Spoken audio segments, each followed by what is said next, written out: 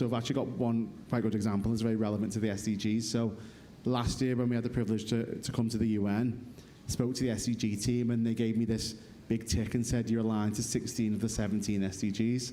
I was like, brilliant. And then the competitive side of me was like, right, what's the last one?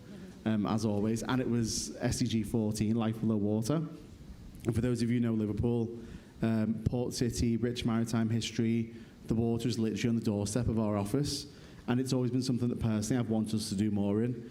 So later on that year, we teamed up with AXA, who are one of our principal partners, so they're our official training partner. And they came to me and they said, Rishi, we'd love to tell some stories around the oceans on your channels. I was like, brilliant, we're gonna tick it. We're gonna start our work on SDG 14. And then they said, we want to call it Reds for Blue. And I was like, not so sure about the blue. And then, so I let that slide. I gave them that and said, okay, we can work with that. I'm sure we can maybe soften that to like a purple or something.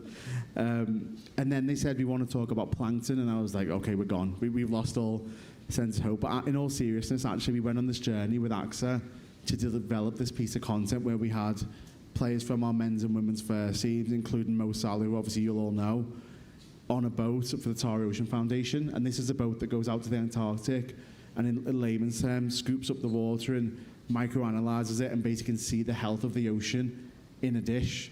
We obviously didn't send the players out to the Antarctic because that wouldn't have got signed off.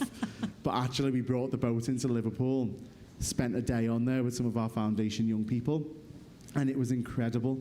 And to be honest, when you get our most recognisable stars on there, the likes of Robbie, the likes of Mo Salah, some players from our women's team, and you actually lend their voice authentically to a topic like that, that's when we know we can really, really make a difference. So people almost expect us to lead now. So I've said before, and I'll say it in closing, as a football club, there's very much almost an expectation that we come to the table on big issues. So, for example, first UK sports team to take the knee, first UK sports team to be involved in the UK Pride March. That is what our supporters expect of us.